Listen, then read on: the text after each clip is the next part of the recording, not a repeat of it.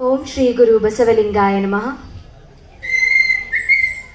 ಬಸವಣ್ಣನೇ ತಾಯಿ, ಬಸವಣ್ಣನೇ ತಂದೆ, ಬಸವಣ್ಣನೇ ಪರಮ ಬಂಧುವೆನಗೆ, ವಸುದೀಶ ಕಪಿಲಸಿದ್ಧ ಮಲ್ಲಿಕಾರ್ಜುನ, ನಿಮ್ಮ ಹೆಸರಿಟ್ಟ ಗುರು ಬಸವಣ್ಣನಯ್ಯ.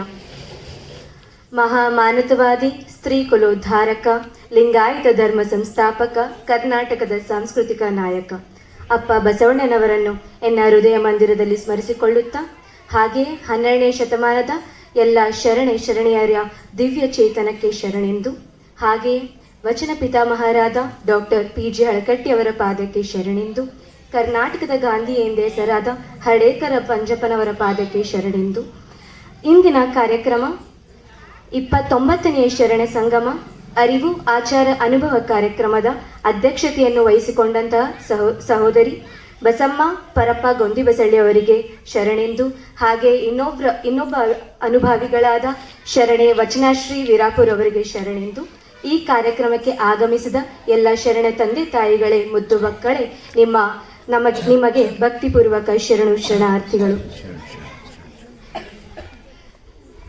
ಈಗಾಗಲೇ ಒಂದಿಷ್ಟು ಜನ ವಚನ ವಿಶ್ಲೇಷಣೆ ಮಾಡಿದ್ರು, ಹಾಗೆ ವಚನ ಹಾಡಾಡಿದ್ರು. ಎಲ್ಲದರಲ್ಲೂ ಒಂದು ಗಮನಿಸ್ಬೇಕು ನಾವೇನಂತಂದರೆ, 12ನೇ ಶತಮಾನದಲ್ಲಿ ಅಪ್ಪ ಬಸವಣ್ಣನ ಬಗ್ಗೆ ಎಲ್ಲರೂ ಹಾಡಿ ಹೊಗಳಿದ್ದಾರೆ, ಮನಪೂರ್ವವಾಗಿ ಹೇಳಿದ್ದಾರೆ ಬಸವಣ್ಣನವರ ಘನತೆ ಎಂಥದ್ದು, ಅವರ ವ್ಯಕ್ತಿತ್ವ ಎಂಥದ್ದು ಅಂತೇಳಿ. ಅದರಲ್ಲಿ ಇಲ್ಲಿ ಒಬ್ಬ ಮಹಾಯೋಗಿ, ಮಹಾಶರಣ ಬಸವಣ್ಣವರ ಬಗ್ಗೆ ಬಹಳ ನಮಗೆ ಅವರ ವ್ಯಕ್ತಿತ್ವ, ಅವರ ಭಕ್ತಿ ಭಂಡಾರಿ ಅಂತ ಎದಕ್ಕೆ ಕರೆದ್ರು, ಬಸವಣ್ಣವರು ಎಷ್ಟು ಕಿಂಕರ ಭಾವನೆಯಿಂದ ಇದ್ರು ಎಲ್ಲರ ಹತ್ರನೂ. ಅವರು ತಮ್ಮನ್ನು ತಾವು ಭಕ್ತ ಅಂತ ಅನ್ಸ್ಕೊಂಡು ಅವರು ಏನಂತಾರಲ್ಲ, ಶಟಸ್ಥಳದ ಎಲ್ಲ ಹಂತದಲ್ಲೂ ಅವ್ರು ಹೋಗಿದ್ರು ಸಮಾಜ ಸೇವಕರಾಗಿ ಭಕ್ತ ಸ್ಥಳದಲ್ಲೇ ನಿಂತ್ಕೊಂಡು ಸಮಾಜ ಸೇವೆಯನ್ನು ಮಾಡಿದವರು ಬಸವಣ್ಣನವರು. ಒಂದು ಕಡೆ ಒಂದು ವಚನ ನಾನು ಮೊದಲಿಗೆ ಹೇಳಿದಂತೆ, ಬಸವಣ್ಣನೇ ತಾಯಿ, ಬಸವಣ್ಣನೇ ತಂದೆ, ಬಸವಣ್ಣನೇ ಪರಮ ಬಂಧುಗೆಣಗೆ, ವಸುದೀಶ ಕಪಿಲಸಿದ್ಧ ಮಲ್ಲಿಕಾರ್ಜುನ, ನಿಮ್ಮ ಹೆಸರಿಟ್ಟ ಗುರು ಬಸವಣ್ಣನಯ್ಯ. ನೀವು ಅನ್ಕೊಂಡಿರ್ಬೇಕು, ಏನಿದು ಶರಣರು ಇದು ವಚನ ಹೇಳಿದಾರಲ್ಲ, ಅವ್ರ ತಂದೆ ತಾಯಿ ಇದ್ದಿಲ್ವಾ, ಇವರು ಬಸವಣ್ಣನವರೇ ತಾಯಿ ಅನ್ನತಾರ, ಬಸವಣ್ಣವರೇ ತಂದೆ ಅನ್ನತಾರ ಅಂದ್ರೆ ಏನಿರ್ಬೋದು, ಅಷ್ಟು ಬಸವಣ್ಣರ ಬಗ್ಗೆ ಅಷ್ಟೆಲ್ಲ ಅನ್ಕೊಂಡಿದ್ರಲ್ಲ, ಈ ಶರಣರು ಯಾರು ಅಂತೇಳಿ ಎಲ್ಲರಿಗೂ ಒಂದು ಕುತೂಹಲ ಮೂಡುತ್ತದೆ. ಆ ಕುತೂಹಲ ಮೂಡ್ಬೇಕಂತಾನೆ ನಾನು ಅಂತಹ ಶರಣರ ಬಗ್ಗೆ ಇವತ್ತು ಹೇಳ್ಬೇಕಂತ ಬಂದಿದ್ದೀನಿ. ಅದೇ ಶಿವಯೋಗಿ ಸಿದ್ದರಾಮೇಶ್ವರರು ಅವರ ಜೀವನದಲ್ಲಿ 2 ಥರ ವಿಂಗಡಣೆ ಆಗುತ್ತೆ. ಒಂದನೇದು ಅವರು ಕಲ್ಯಾಣಕ್ಕೆ ಬರೋಕ್ಕಿಂತ ಮುಂಚೆ, ಇನ್ನೊಂದು ಅವರು ಕಲ್ಯಾಣಕ್ಕೆ ಬಂದ ಮೇಲೆ. ಸಿದ್ದರಾಮೇಶ್ವರರು ಮೊದಲಿಗೆ ಕಲ್ಯಾಣಕ್ಕೆ ಬರೋಕ್ಕಿಂತ ಮುಂಚೆ ಅವರ ವ್ಯಕ್ತಿತ್ವ, ಹಾಗೆ ಅವರು ಮಾಡುವ ಸೇವೆ, ಅವರ ಕಾರ್ಯಕ್ರಮಗಳು ಬಹಳ ವಿಭಿನ್ನವಾಗಿದ್ವು. ಅದನ್ನು ನೋಡಿದಾಗ ಅನ್ಸುತ್ತೆ ಯಾರಿಗಾದ್ರೂ ಆಗಲಿ, ಇಂಥ ವ್ಯಕ್ತಿ ಹೀಗೆ ಹೆಂಗ ಚೇಂಜ್ ಆದ್ರಪ್ಪ ಅಂತ ಹೇಳಿ. ಅಂದ್ರೆ ಒಂದು ದೊಡ್ಡ ಟ್ರಾನ್ಸ್ಫಾರ್ಮೇಶನ್ ಆಗ್ತಾರೆ ಸಿದ್ದರಾಮೇಶ್ವರರು. ಆ ಟ್ರಾನ್ಸ್ಫಾರ್ಮೇಶನ್ ಆಗೋದಕ್ಕೆ ಅವಕ್ಕೆಲ್ಲದಕ್ಕೂ ಒಬ್ಬ ವ್ಯಕ್ತಿ ಬಹಳ ಕಾರಣರಾಗ್ತಾರೆ. ಒಂದು ಮುಂದೆ ನಾನು ಹೋಗ್ತಾ ಹೇಳ್ತೀನಿ ಆ ವ್ಯಕ್ತಿ ಯಾರಂತ ಹೇಳಿ. ಆದರೆ ಇನ್ನೂ ಒಂದು ನಾವು ಬಹಳ ಚೆನ್ನಾಗಿ ನೆನ್ಪಿಡ್ಕೋಬೇಕು, ಸಿದ್ದರಾಮೇಶ್ವರರು ತಮ್ಮ ಪ್ರತಿ ವಚನದಲ್ಲೂ ಆಗಿರಬಹುದು, ತಾವು ಕಲ್ಯಾಣಕ್ಕೆ ಬಂದ ಮೇಲೆ ಅವರ ಚಿಂತನೆ, ಅವರು ಏನೇನು ಚಿಂತಿಸ್ತಾ ಇದ್ರು, ಯಾವ ರೀತಿ ಅವರು ಅನ್ಕೊಂಡಿದ್ರು ಈ ಚೇಂಜ್ ಮಾಡಬೇಕು ಸಮಾಜನ, ಅವ್ರು ಹೆಂಗ್ ಚೇಂಜ್ ಆದ್ರು ಅಂತೇಳಿ ನಾವು ಮುಂದೆ ಕಾಣ್ತಾ ಹೋಗ್ತೀವಿ. ಗೊತ್ತಿರಂಗೆ ನಮಗೆ ಸಿದ್ದರಾಮೇಶ್ವರದ್ದು ಮೂಲ ಹೆಸರು ಸಿದ್ದರಾಮೇಶ್ವರ ಅಲ್ಲ.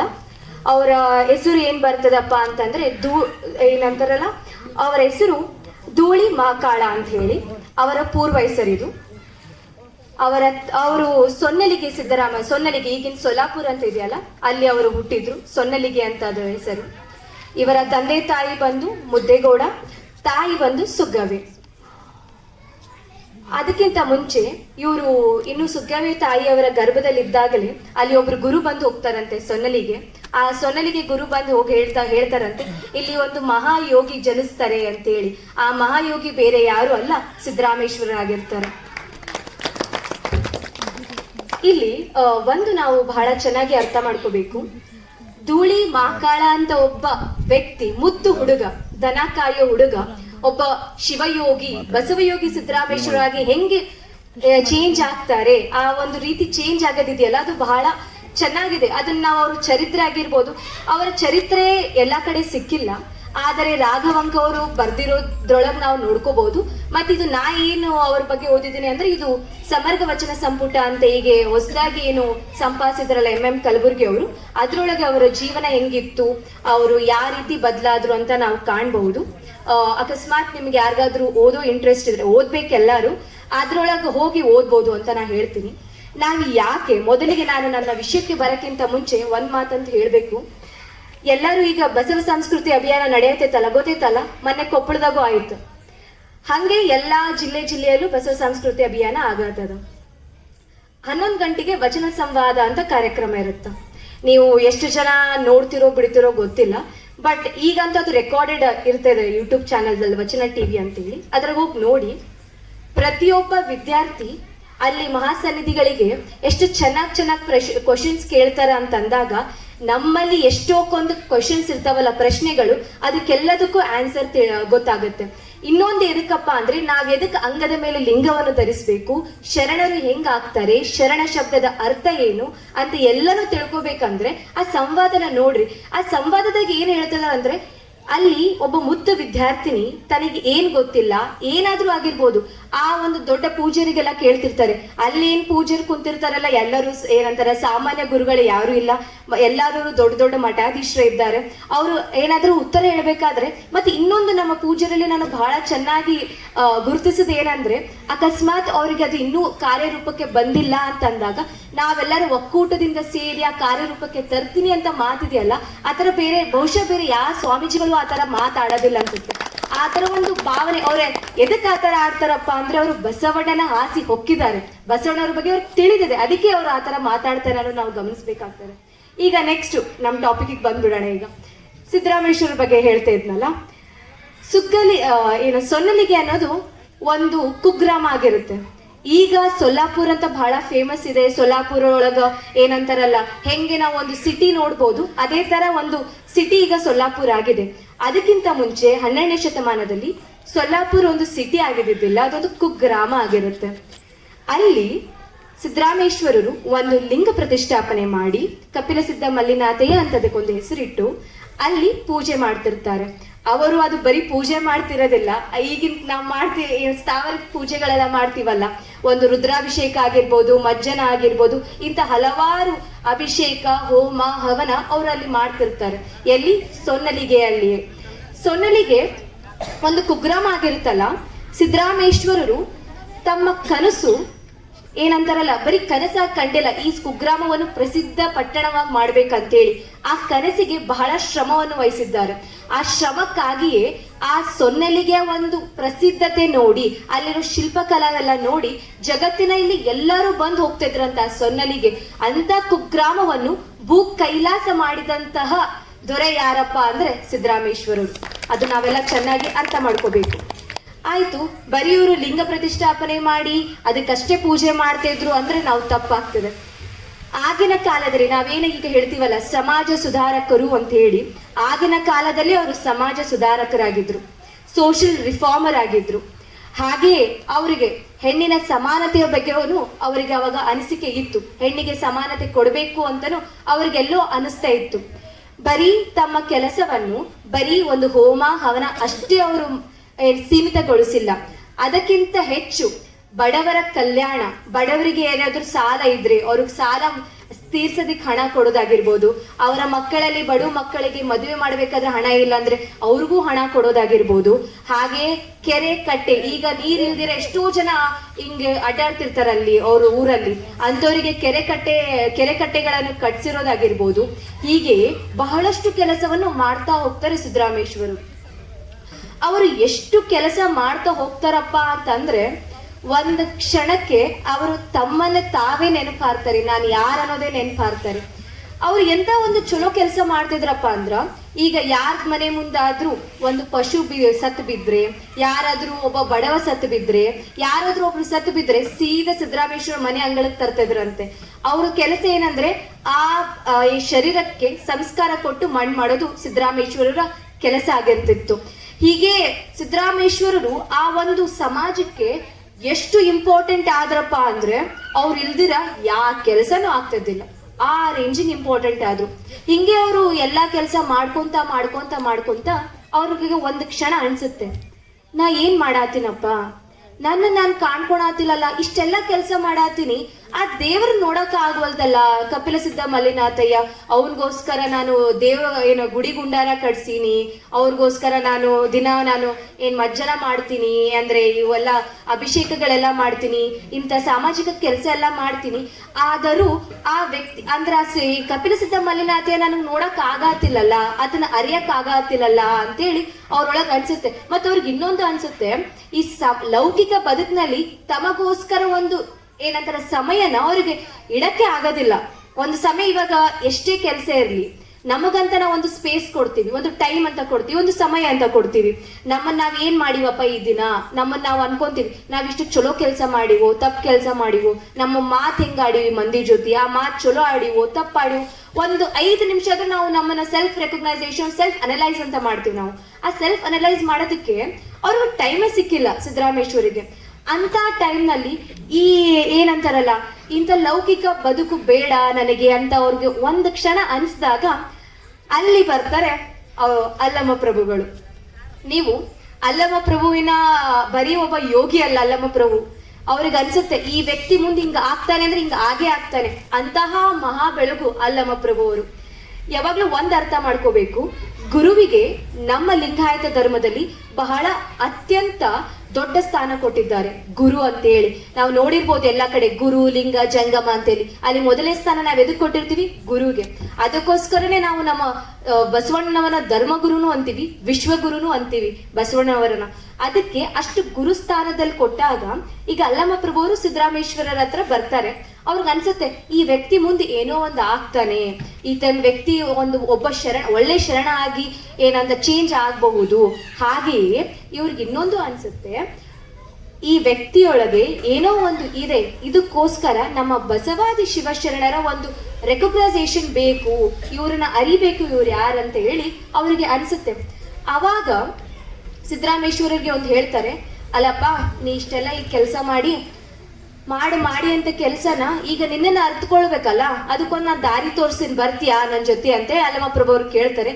ಅವಾಗ ತಾನೇ ಅವ್ರ ಮನಸ್ಸಿನಲ್ಲಿ ಒಂದು ಮೂಡ್ತಾ ಇರುತ್ತೆ, ಹೌದು ನಾನು ಚೇಂಜ್ ಆಗ್ಬೇಕಲ್ಲ ಅಂತೇಳಿ. ಆ ಟೈಮಿಗೆ ಇವ್ರು ಬಂದಿದ ತಕ್ಷಣನೇ ಗುರು ಯಾವತ್ತಿಂದರೂ ನಮ್ಮನ್ನ ಕತ್ತಲೆಯಿಂದ ಬೆಳಕಿನಡೆಗೆ ಕರ್ಕೊಂಡು ಹೋಗಿರ್ತಾರೆ. ಲೌಕಿಕ ಬದುಕಿನಲ್ಲಿ ಅವರು ಪೂರ್ತಿ ಕತ್ತಲೆಯಾದ ವಾತಾವರಣದಲ್ಲಿ ಬದುಕ್ತಿರ್ತಾರೆ. ಇಂತೆಲ್ಲಾ ಕೆಲಸ ಮಾಡ್ಕೊಂಡನ ಅವ್ರಿಗೆ ಬೆಳಕು ಅನ್ನೋದು ಬೇಕು. ಆ ಮಹಾ ಬೆಳಕು ಕಪಿಲ ಸಿದ್ಧ ಮಲ್ಲಿಕಾರ್ಜುನ ನೋಡ್ಬೇಕು ಅನ್ನೋದು ಬೇಕಾಗಿತ್ತಲ್ಲ, ಅದಕ್ಕೋಸ್ಕರ ಅವರು ಬಸವ ಕಲ್ಯಾಣಕ್ಕೆ ಹೋಗ್ಲೇಬೇಕಾಗಿತ್ತು. ಕಲ್ಯಾಣದಲ್ಲಿ ಅಪ್ಪನ ದರ್ಶನ ಮಾಡ್ಲೇಬೇಕಾಗಿತ್ತು. ಹೀಗೆ ಅವ್ರು ಕಲ್ಯಾಣಕ್ಕೆ ಬರ್ತಾರೆ. ಅಲ್ಲಮ ಪ್ರಭು ಅವ್ರು ಕರ್ಕೊಂಡ್ ಬರ್ತಾರೆ. ಕಲ್ಯಾಣಕ್ಕೆ ಬಂದ್ಮೇಲೆ ಇವರಿಗೆ ದೀಕ್ಷಾ ಗುರುಗಳು ಯಾರಾಗ್ತಾರೆ ಅಂದ್ರೆ ಚನ್ನಬಸವಣ್ಣವ್ರು ಆಗ್ತಾರೆ. ಚನ್ನಬಸವಣ್ಣವರು ಇವರಿಗೆ ದೀಕ್ಷಾವನ್ನು ಕೊಡ್ತಾರೆ. ಇವರು ದೀಕ್ಷಾ ಗುರುಗಳಾಗ್ತಾರೆ. ಕಾಲಕ್ರಮೇಣ ಹೆಂಗ್ ಬದಲಾಗ್ತಾರೆ ಸಿದ್ದರಾಮೇಶ್ವರರು ಅಂದ್ರೆ, ಅವರ ಯೋಚನೆ ಏನಾಗಿರ್ತೈತಿ, ಅವ್ರು ಅನ್ಕೊಂಡಿರ್ತಾರೆ ಯಪ್ಪ ಈ ತರ ಕೆಲಸ ಮಾಡಿದ್ರಷ್ಟೇ ದೇವ್ರು ಒಲಿತಾನೇನೋ, ಹಿಂಗ್ ಮಾಡಿದ್ರಷ್ಟೇ ದೇವ್ರು ಒಲಿತಾನೇನೋ ಅಂತ ಪ್ರತಿನಿತ್ಯ ಅವ್ರೊಳಗ ಅದನ್ನೇ ಯೋಚನೆ ಮಾಡ್ಕೊಂಡಿರ್ತಾರೆ ಸಿದ್ದರಾಮೇಶ್ವರರು. ಯಾವಾಗ ಕಲ್ಯಾಣಕ್ಕೆ ಬರ್ತಾರೆ, ಯಾವಾಗ ಶರಣರನ್ನೆಲ್ಲ ನೋಡ್ತಾರೆ, ಅಪ್ಪ ಬಸವಣ್ಣನ ದರ್ಶನ ಆಗುತ್ತೆ, ಅವರಲ್ಲಿ ಒಂದು ಚೇಂಜಸ್ ಕಾಣ್ತಾ ಹೋಗುತ್ತೆ. ಕಾಲಕ್ರಮೇಣ ಅವರ ಯೋಚನೆ ಏನಿರ್ತದಲ್ಲ ಬಹಳ ಚೇಂಜ್ ಆಗ್ತಾ ಇರ್ತೈತಿ. ನಿರಾಕಾರ ಪರಮಾತ್ಮ ಇರ್ತಾನೆ, ಅದು ಅವ್ರು ಏನಿದ್ರು ಸಾಕಾರ ರೂಪದಲ್ಲಿ ಅವ್ರನ್ನ ನಾವು ಲಿಂಗ ಪ್ರತಿಷ್ಠಾಪನೆ ಮಾಡ್ತಿದ್ರು. ನಿರಾಕಾರ ಇರ್ತಾನೆ ದೇವ, ನಿರಾಕಾರವನ್ನು ಹೆಂಗ್ ಅರ್ಥಕೊಳ್ಬೇಕು ಅಂತೇಳಿ ಅವಾಗ ಬಸವಾದಿ ಪ್ರಮಾದರ ಹತ್ರ ಬಂದಾಗ ಗೊತ್ತಾಗುತ್ತೆ ಸಿದ್ದರಾಮೇಶ್ವರರು. ಅದಕ್ಕೆ ಲಿಂಗ ಅಂತ ಹೇಳಿ. ಈಗ ನಾವೆಲ್ಲರೂ ಇವಾಗ ಒಂದು ಸಣ್ಣ ಕಥೆ ಹೇಳ್ತೀನಿ, ಲಿಂಗ ಎಷ್ಟು ಇಂಪಾರ್ಟೆಂಟು, ಅಂಗದ ಮೇಲೆ ಲಿಂಗ ಎದಕ್ಕೆ ಇಂಪಾರ್ಟೆಂಟು ಅಂತ ಹೇಳೋದಕ್ಕೆ. ಒಬ್ಬ ಬಡವ ಇರ್ತಾನೆ, ಅವನಿಗೆ ಹೊಲ ಇರೋದಿಲ್ಲ, ಮನಿ ಇರೋದಿಲ್ಲ. ಅವ ಏನ್ ಮಾಡ್ತಾನಪ್ಪ ಅಂದ್ರ ಎಲ್ಲೋ ಒಂದು ಊರೊಳಗಡೆ ಎಲ್ಲೋ ಒಂದು ಗುಡಿಸನಾಗ ಇರ್ತಾನ. ಅವ ಗುಡಿಸ್ಲಿಕ್ಕೆ ಹೋಗಕ್ಕ ದಾರಿ ಸಹಿತ ಇರೋದಿಲ್ಲ ಆತನ ಮನೆಗೆ ಹೋಗಕ್ಕ. ಆ ದಾರಿ ಇಲ್ದ ಕಾರಣ ಏನ್ ಮಾಡ್ತಾನೆ, ಯೋಚನೆ ಮಾಡ್ತಾನೆ, ಯಾರಿಗೆ ಹೇಳಿ ದಾರಿ ಇಲ್ಲ ನನ್ ಮನಿಗ್ ಬರೋದಕ್ಕ ಅಂತೇಳಿ. ಅಲ್ಲೊಂದಿಷ್ಟು ಜನ ಇರ್ತಾರೆ, ಅವ್ರಿಗೂ ಹೇಳ್ತಾನೆ, ಯಪ್ಪ ನನ್ ಮನಿಗ್ ದಾರಿ ಇಲ್ಲಪ್ಪ, ಹೆಂಗಾದ್ರು ಮಾಡಿ ದಾರಿ ಮಾಡ್ಸಪ್ಪ ಅಂತೇಳಿ. ಈಗಿನ ಕಾಲದಾಗ ರಾಜಕಾರಣಿಗಳೆಲ್ಲಾನು ಬರ್ತಾರೆ ಮನೆಗೆ. ನಿಮ್ದು ಅಕಸ್ಮಾತ್ ಜನತಾ ದರ್ಶನ ಅಂತ ಏನಾದ್ರು ಒಂದು ಕಾರ್ಯಕ್ರಮ ನಡೆದಾಗ ಮನೆಗ್ ಬಂದು ಕೇಳ್ತಾರೆ, ಏನು ಸಮಸ್ಯೆ ಐತಿ, ನಿಮ್ ರೋಡ್ ಸರಿ ಆಗ್ಬೇಕಾ, ಅದು ಸರಿ ಆಗ್ಬೇಕಾ ಅಂತ ಹೇಳಿ. ಆಗಿನ ಕಾಲದಲ್ಲಿ ರಾಜರು ಬರ್ತಿರ್ತಾರಂತೆ, ಆತರ ಏನ್ ಸಮಸ್ಯೆ ಅದಾವು ಪ್ರಜೆಗಳ ಹತ್ರ ಆಲಿಸ್ಬೇಕಂತ ಹೇಳಿ. ಆತರ ಒಂದು ಡಂಗೂರ ಸಾರಿದಾಗ ಇವ್ರು ಅನ್ಕೊಂತಾರೆ, ರಾಜರಿಗೆ ಹೇಳಿದ್ರೆ ಇದು ಸರಿ ಹೋಗುತ್ತೆ ಅಂತ ಹೇಳಿ. ಹಾಗೆ ಎಲ್ಲಾರು ಬಂದು ತಮ್ ಕಷ್ಟಗಳು ಹೇಳ್ತಾರೆ. ರಾಜರು ಒಂದು ದಿನ ಬರ್ತಾರೆ, ಎಲ್ಲಾರು ಬಂದು ನಮ್ ಕಷ್ಟ ಇದು ಆಗತೈತ್ರಿ, ನಮಗ್ ಅದು ಸರಿ ಇಲ್ರಿ, ಹಿಂಗ್ ಕಷ್ಟಗಳು ಹೇಳ್ತಾರೆ. ಈತ ನಾವೇನ್ ಅನ್ಕೊಂಡಿರ್ಬೋದು, ಈತ ಕಷ್ಟ ಹೇಳತ್ತ ನಮ್ಮ ಮನಿಗ್ ದಾರಿ ಇಲ್ಲ ಅಂತ ಹೇಳಿ. ಅವ ಶಾಣೆ ಅದಾನ, ಕಷ್ಟ ಹೇಳ್ಕೊಂಡಿಲ್ಲ ನಮ್ಮ ಮನಿಗ್ ದಾರಿ ಇಲ್ಲ ಅಂತ ಹೇಳಿ. ರಾಜ್ರ ನಿಮ್ಗೊಂದಿನ ಮನ್ಯಾಗ ಊಟಕ್ಕೆ ಕರಿಬೇಕಂತ ಮಾಡಿನ್ ಬರ್ತೀರೇನ್ರಿ ಅಂತ ಕೇಳ್ತಾರ ಅವ್ರು. ರಾಜ್ರು ಅಲ್ಲಪ್ಪ ಎಲ್ಲರೂ ತಮ್ಮ ಕಷ್ಟ ಹೇಳ್ಕೊಳತ್ತಾರ, ನೀನೇನಪ್ಪ ನನ್ ಮನೆಗ್ ಊಟಕ್ಕೆ ಕರಿ ಆದ್ಯಲ್ಲ. ಇಲ್ರಿ ನನಗ್ ನಿಮ್ಗ ಊಟ ಮಾಡ್ಸುದದ, ಬರ್ತೀರೇನ್ರಿ ಅಂತ ಆದ್ ಬಿಡು, ನಿಂದು ಕೋರಿಕೆನ ಈಡೇರಿಸ್ಬಿಡೋಣ ಬರಮ್ಮ ಅಂತೇಳಿ ರಾಜ್ರು ಒಂದ್ ದಿನಾಂಕ ಕೊಡ್ತಾರೆ. ಈ ದಿನ ಬರ್ತೀನಪ್ಪ ನಿಮ್ ಮನೆಗೆ, ನೀ ನನಗ ಊಟ ಮಾಡಿಸಿ ಅಂತೇಳಿ ರಾಜ್ರು ಹೇಳಿ ಹೋಗ್ತಾರೆ.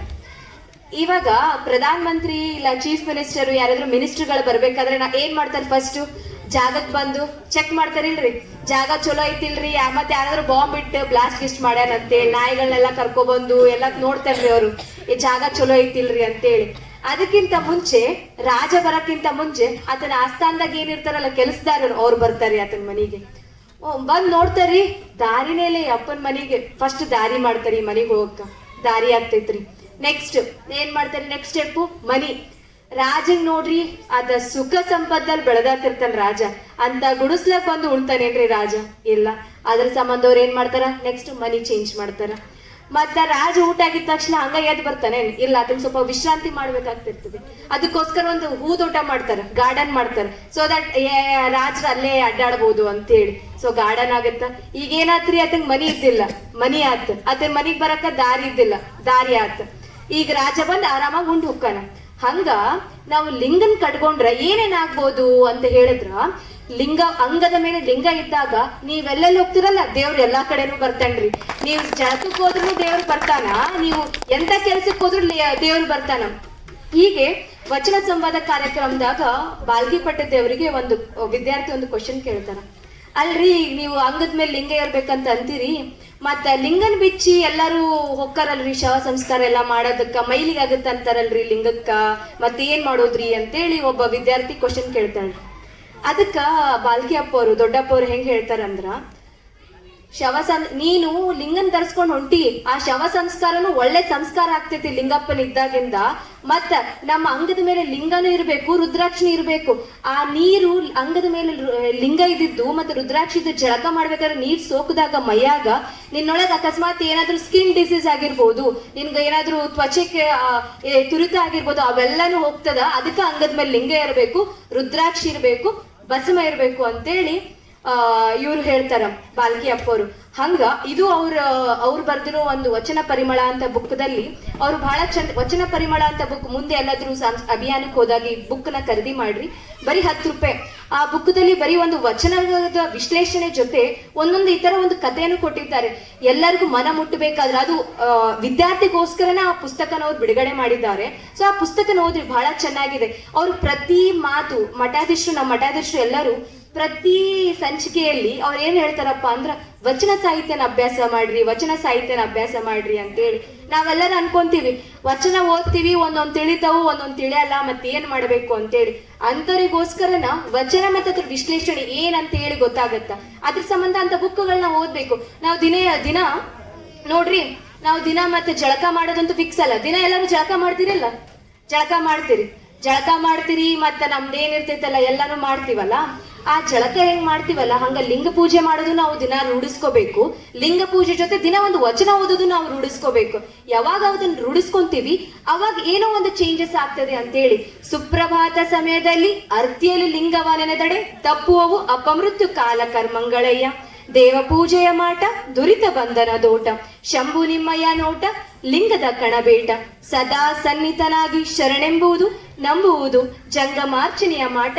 ಕೂಡಲ ಸಂಗನ ಕೂಡುವ ಕೂಟ. ಎಷ್ಟು ಚೆನ್ನಾಗಿದೆ ಅಲ್ರಿ ವಚನ.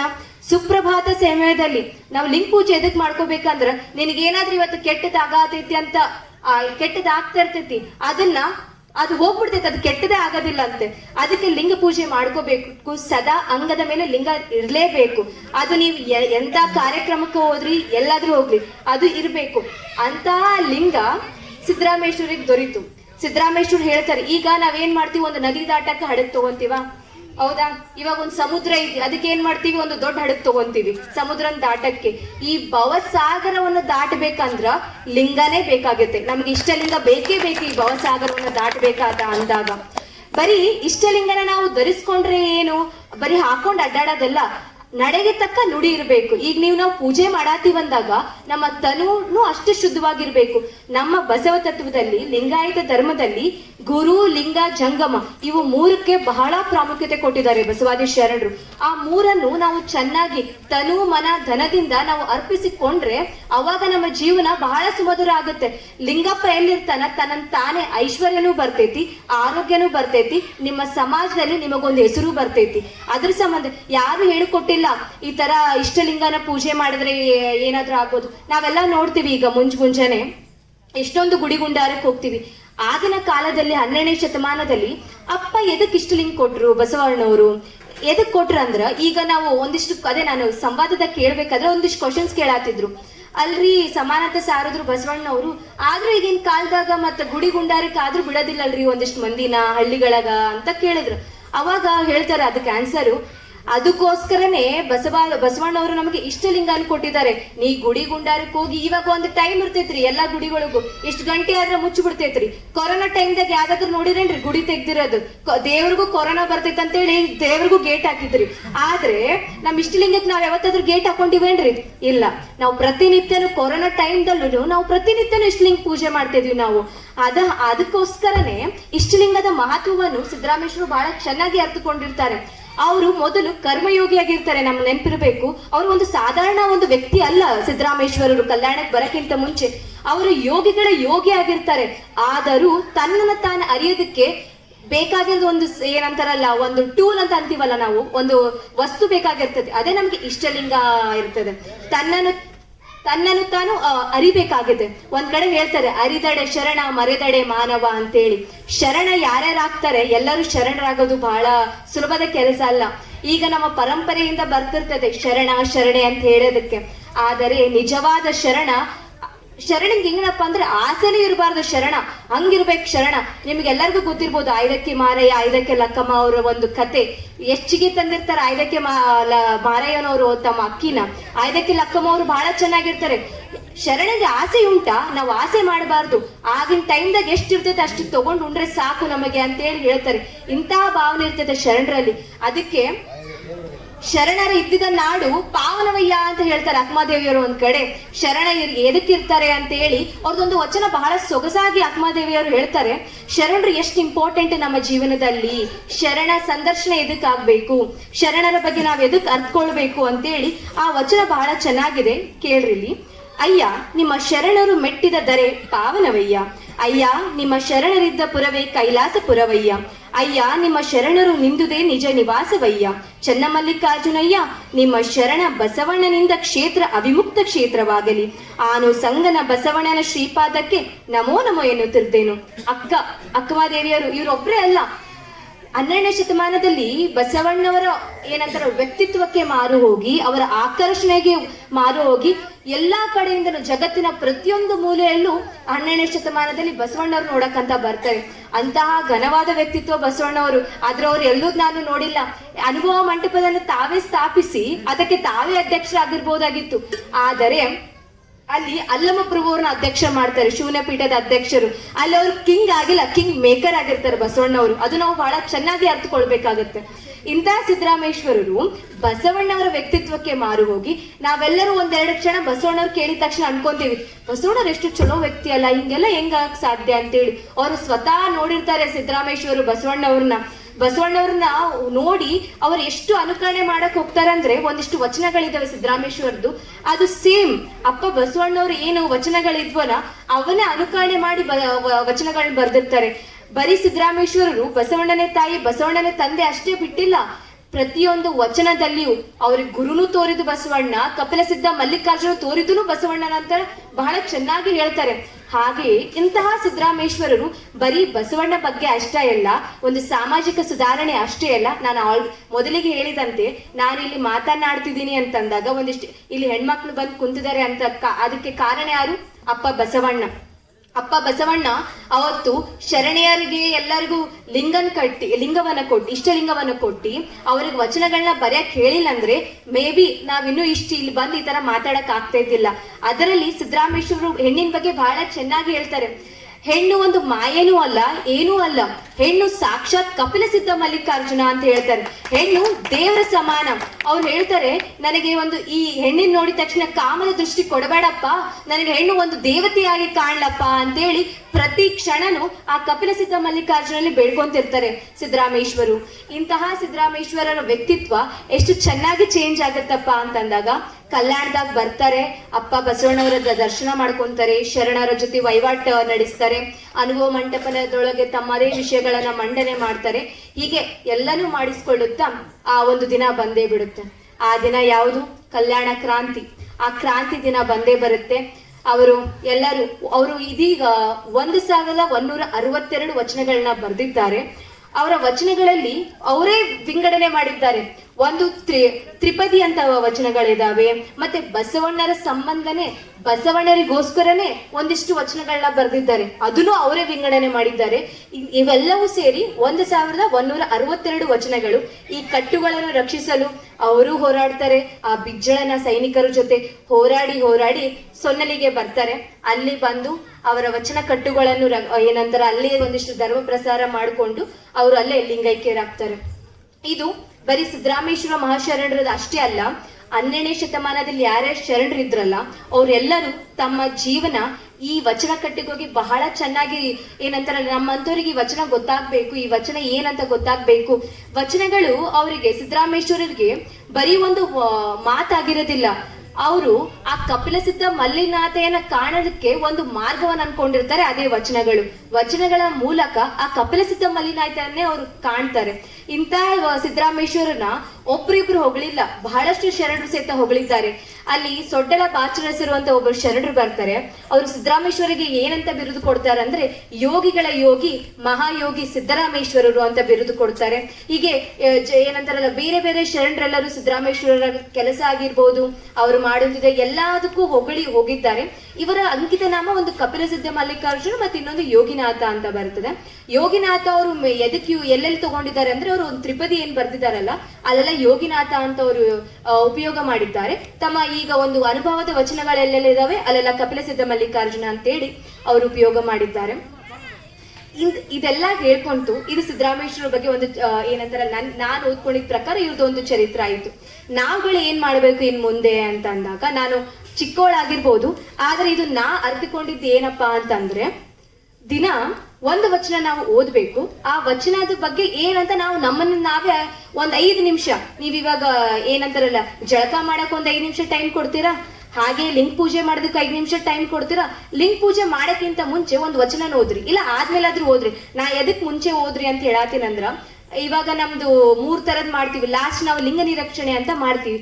ಆ ಟೈಮ್ದಾಗ ಆ ವಚನ ನೀವು ಮೆಲಕ್ ಹಾಕ್ರಿ, ಅವಾಗ ನಿಮ್ಗೆ ನೀವೇ ಗೊತ್ತಾಗತ್ತಲ್ಲ, ಒಂದು ಸೆಲ್ಫ್ ಅನಲೈಸಿಂಗ್ ಆಗ್ತೈತೆ ಆ 5 ನಿಮಿಷದೊಳಗ. ಹಿಂಗ್ ಬರ್ದಿದ್ದಾರೆ, ಹಿಂಗಾದ್ರೆ ಅರ್ಥ ಹಿಂಗಿರ್ಬೋದಾ ಹಂಗಿರ್ಬೋದಾ ಅಂತೇಳಿ. ಯಾಕಂದ್ರೆ ಪ್ರಸಿದ್ಧ ವ್ಯಕ್ತಿಗಳಿಗೆಲ್ಲರೂ ಏನಂತಾರಲ್ಲ, ತಮಗ್ ಯಾವಾಗ ಅರಿವಾಗ್ತದೆ ಒಂದೊಂದು ವಿಷಯ ಅಂದ್ರೆ, ಬಹಳಷ್ಟು ಜನ ಜಳಕ ಮಾಡ್ಬೇಕಾದ್ರೆ ಅರಿವಾಗ್ತದಂತೆ ಎಲ್ಲಾನು ವಿಷಯಗಳು. ಅರಿವಾಗಬೇಕಾದ್ರೆ ನಾವು ಓಡ್ಕೊಂತ ಬರ್ತಾರಂತ ಒಬ್ಬರು ಜಳಕದಿಂದ ಮನೆಗೆ, ಹಂಗೆ ನನಗೆ ಈ ವಿಷಯ ಗೊತ್ತಾಗಿತ್ತು ಅಂತೇಳಿ.